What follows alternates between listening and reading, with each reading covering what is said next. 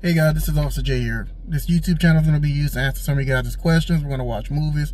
We're going to do reactions. We're just going to see how things happen from a cop's point of view. We're going to sit there and answer the questions that you guys may have but have been afraid to ask a cop. But let's get the video started. So we're reading the form right here. It says, "Hi, my brother who's an amputee was driving in a car and he got pulled over. They found a warrant for his arrest, took him to jail. During the arrest, they made him crawl to the police car. I'm not too sure, but I believe this is wrong. What do I do to help him to make a report?" This is in Michigan from Colleen B.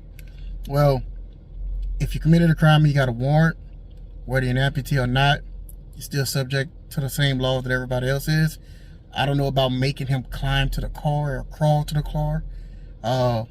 What I would have done in that situation was I would have assisted that guy to the car. Depending on what the warrant was for, let me start with that. Depending on how serious the warrant was for, if it was a misdemeanor warrant, we probably would have just re-notified him. But if it was a felony warrant that said that this person had to go to jail, what we probably would have done in that situation was probably would have grabbed him, helped him to the car, brought him to the nearest hospital, make sure he was medically cleared first for incarceration, and then after that, we would have, brought him to the nearest jail facility so he could be processed. As far as making a report goes, I would say, Colleen, the best thing for you to do is go into the police department that handled it, or contact an attorney, and then just make sure that it happened the way that you were told that it happened, and then just go from there. I mean, you can file a report with the chief or the captain of patrol or the detective division, whichever division handled that, or you can just contact an attorney, let them know the situation, let them do the deep dive, and then they can figure it out. This situation seems a little crazy. I don't know about, like I said, the crawling to the police car. I mean, I can tell you I wouldn't have done that. But if the person insisted like that's how they get around and they didn't need help and it's apparent that's how that person got around, then I probably would have allowed it. But like I said, I wasn't there. I don't know all the circumstances. That's one of those things too. It's like, it's easy to say, well, I would have done this, I would have done that. But when you're not in that circumstances, you don't know the decisions that are being made at that time. So it's easy to look at hindsight of why these decisions were made. But let's go to the next question. So it says, "Dear Ask Cop, please set an argument between me and my sister at a red light of an intersection. Is it okay to cut across the convenience store parking lot to get past the cars who are sitting in the turning lane but not going when the lane is clear? A pair of shoes is riding on this. Thank you, from Ann in Rio Grande." Well, if the car isn't moving, it still doesn't give you the right to go through a private business parking lot. Depending on what your state is, different state laws has laws that say you cannot go through private property to avoid traffic.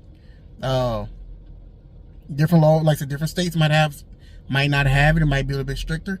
I know the state that we are in, if you cut across through a private property to avoid traffic, whether or not the traffic stopped just to say, hey, I don't feel like waiting at this red light, I'm gonna cut to this parking lot and come out on the other side, you could be subjected to a traffic violation.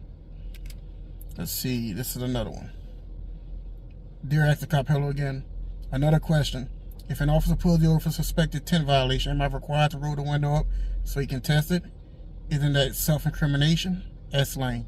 It's not self-incrimination. I mean, it's plain view.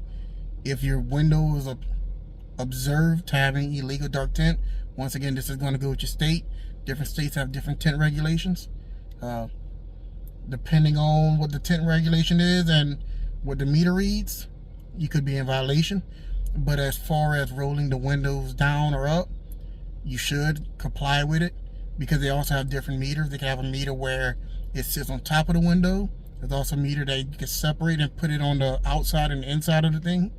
For the most part, just comply with, simple commands.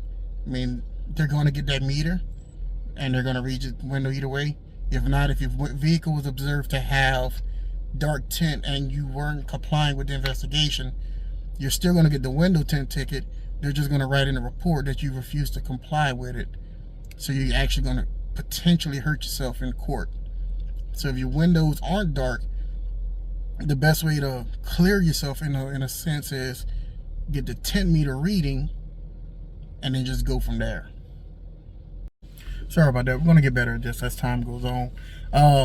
So we're going to end this with If you guys have any questions, comments, or concerns, just drop it right here in the bottom section, in the comment section, and I'll try to get to them. Other than that, like and subscribe, share the channel with your friends. We're hoping to grow this channel. Trying to see if we can get to 1,000 subscribers within the next month. Let's see how this thing goes. Thank you.